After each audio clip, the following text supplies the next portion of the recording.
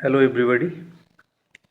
Till now, I was talking about literature of intermediate, but from today, I shall deliver some of my lectures over English grammar of class 11th and 12th. Well, I'm going to write over here class 11th and class 12th. As it is very clear from the topic, we are going to discuss about narration. Before we start this topic, we should talk about its origin. There is a verb narrate, Narrate, narrate. Narrate means to speak, otherwise,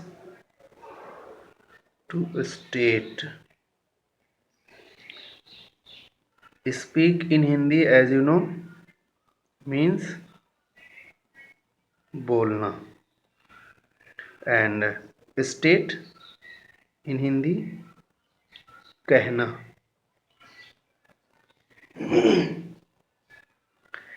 Here the verb narrate talks about to speak and to state, means बोलना और कहना.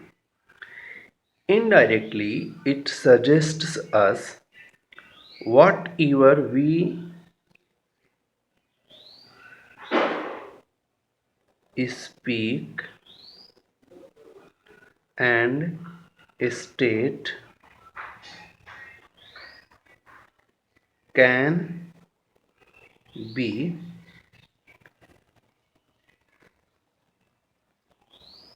the subject matter of narration.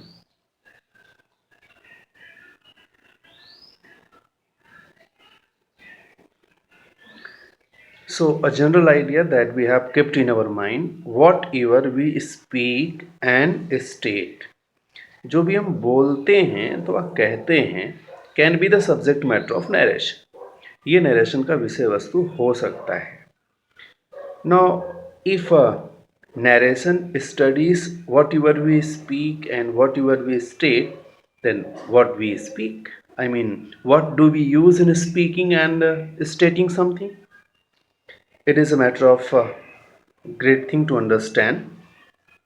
Let's talk about what do we speak. Generally we speak words, yes, of course. Generally we speak what? Words. Generally words are spoken. I am talking about words because words are the meaningful unit of a sentence. Okay. Without a meaningful word, no sentence can be complete, and therefore sentences helps a language to enrich it. Therefore, in the same manner as sentences help a language to be meaningful and understandable, in the same way, words help a sentence to be meaningful, to be understandable. So, generally, we speak words, it is very clear, and words, when we use in groups, then they become sentences. Then they become sentences. Words used in groups.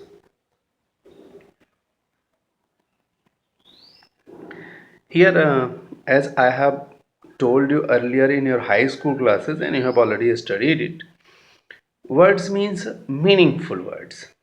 And while understanding the definition of sentences, you have also came closer to it that if the words are used in their proper order, only then they will be known as a sentence. Let's see.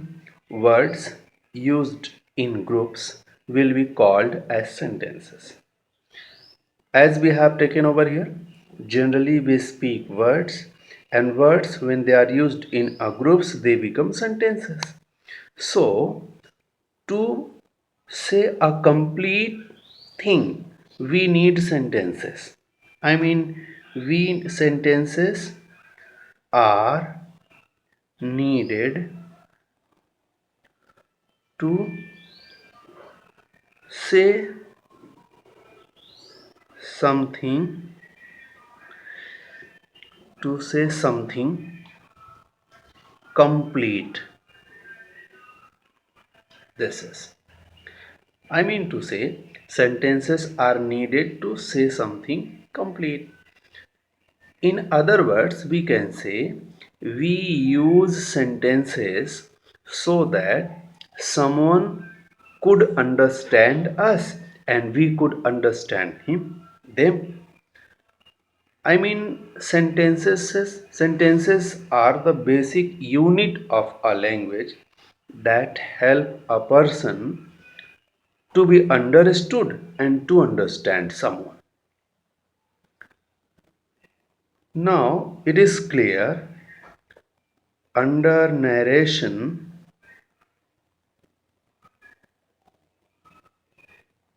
we study sentences. Under narration we study sentences. This is very important to understand for the first, as we are going to study narration in intermediate, and if it is not clear in our mind what do we study in narration, then of course we can solve sometimes the examples with the help of guides and books, but we don't understand that. And without understanding those sentences, if you are solving them, and if you are anyhow able to solve it, but you cannot understand, you cannot solve it for a long time, so it is quite necessary to understand it. Now, under narration we study sentences. And you have already studied it that sentences are of 5 types. Sentences are of 5 types. What are those 5 types? I shall talk. Number 1, assertive sentence.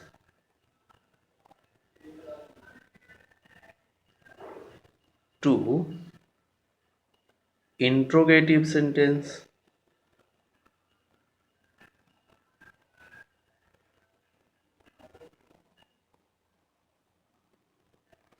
3,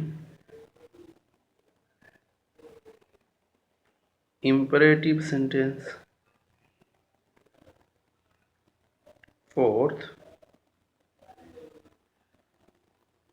optative sentence. And 5th and last is, yes, exclamatory sentence. You are right.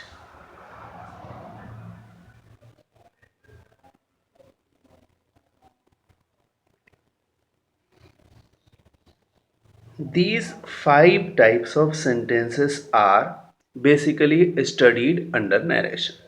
This topic that we are going to study as the narration, basically we study all those 5 types of sentences: assertive sentence, interrogative sentence, imperative sentence, optative sentence, exclamatory sentence, that we have already studied. So to say, it is going to be quite easy to you. You will be very, it will be very easy to you to understand, and because you are already introduced to these 5 types of sentences, so I think now it is clear in your mind. Narration is nothing than than studying all these 5 types of sentences. You should be clear for the first. Now I shall talk about narration now. Till now I was talking about what do we study under narration. As from the very narrate verb, we came to know that narrate means to speak, to state, I mean bolna or kehna, means whatever we speak and state can be the subject matter of narration. Then we found it out that words are the meaningful unit of a sentence that we use every day. And then we came to understand that sentences are the basic unit of a language and words are used in it. Means whatever we speak, whatever we state, they are the sentences. And sentences, because you are already aware of them, sentences are of 5 types. There are assertive sentences, interrogative, imperative, optative, and exclamatory. So these 5 types of sentences are already known to you. Therefore, this topic narration is going to be very easy to you. Now I shall talk about the types of narration. Narration is of 2 types. One is direct narration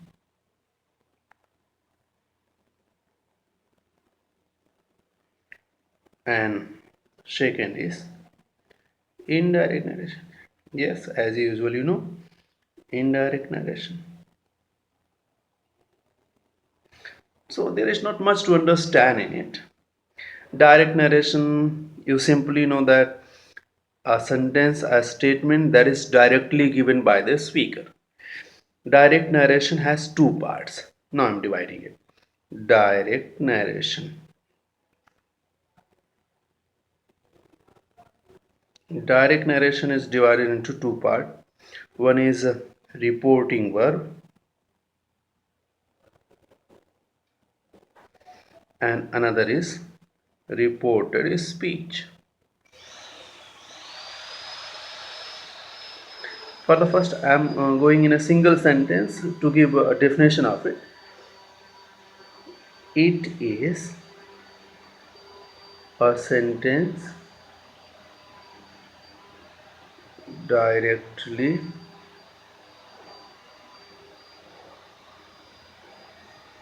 spoken by the speaker. Here directly means same words. I am writing over here in brackets same words. In a sentence, same words is spoken by the speaker. I mean, whatever was spoken by the speaker, when it will be presented, in the same way with the same words, then that will be a sentence of direct narration. I told you direct narration has 2 parts. One part introduces the second part. One part introduces the second part. I mean, reporting verb always informs about reported speech. So this is informing verb, this is reporting verb. Report means, the word report means inform. Report means inform. Okay, so reporting verb means informing verb. This verb informs us. Informs about what? Informs about the sentence that is spoken by the speaker. Spoken sentence of the speaker. This is, I mean, direct narration. Of course, it is a sentence. I mean, same words directly spoken by the speaker. Direct narration is divided into 2 parts. Reporting verb. Here, reporting might be a difficult word for you, so I am simplifying it. Report means inform. So reporting verb means informing verb. I mean, this verb informs us. There is a verb in the sentence, in the direct narration part, that informs about a sentence that is directly spoken by the speaker. So reported speech is the spoken sentence of the speaker. So there is another criteria to understand this one. Reported speech, this part, reported speech is always written in double inverted commas, while reporting verb is out of inverted commas. If I give you an example of it, then you can easily understand. Let's see. Rajesh said to me, comma, I can help you. In this format, you will find the direct sentences. So there are two parts of it. One that is written out of double inverted comma. Here is the double inverted comma. So this part is written out of inverted comma, and there is a verb said into it, and there is a subject of this verb, and there is an object of this verb. Basically we must concentrate over said, because this is a verb and this is reporting verb, this is informing verb. Said verb is informing us about the sentence that is spoken here. The sentence is I can help you. This sentence is informed by Rajesh to me. Okay, so said verb is an informing verb, reporting verb, and I can help you because it is directly spoken by the speaker, therefore it is written under double inverted commas. So I think now it is very clear to you. The first part, that is out of inverted commas, is known as reporting verb. In short, you can say R and V. And the second part, that is written under inverted commas, it will be known as reported speech, RS. Now, these were the very basic identifications of direct narration. We shall just see over here the indirect narration. What is indirect narration? Indirect narration. Indirect narration is a statement that is spoken by the third person, that is spoken by the second person, sometimes to the third person. It is not the speaker himself who speaks to everyone. The speaker has spoken the sentence, then someone will listen it, then he or she will deliver the sentence to the next person. So this is a process of speaking. This is a process of anything. I mean, whatever we talk, our talks get scattered all over with this process. Indirect narration is the presentation of sentence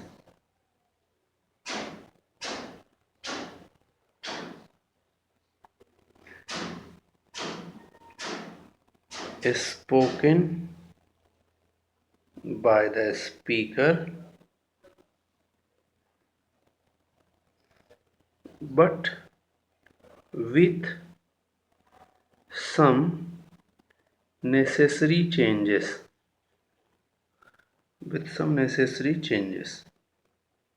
This is, it says indirect narration is the presentation of sentence is spoken by the speaker but with some necessary changes.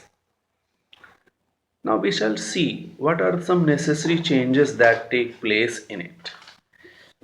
Actually, there are some basic changes that take place. Like for the first, if I say change in, there is a mistake in spelling. Change in reporting verb.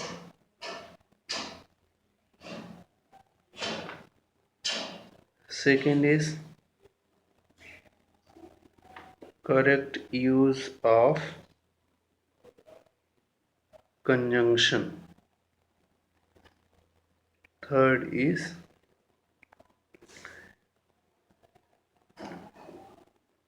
use of personal pronouns. Fourth is correct use of tenses. And fifth is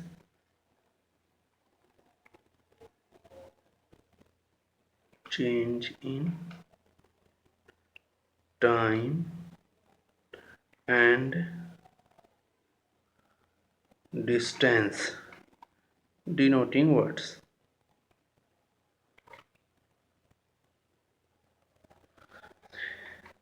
These are the 5 changes that take place while transforming direct narration into indirect narration.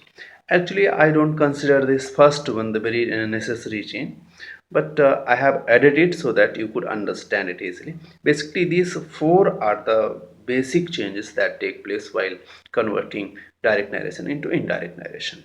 I shall take all these 5 changes separately in my next lectures. But today I shall give an example. I mean, the example that has already been given to the direct narration, it will be changed into indirect narration. And let's see. Here is the example. This is direct narration, and I'm writing here indirect narration. Indirect narration, I told you, reporting verb is changed according to the sentence that is used. Well, now you can see here, narration is the study of sentences. It has been very clear from this very sentence. Whatever we shall think of it, and we shall find sentences are in the deep soul of narration.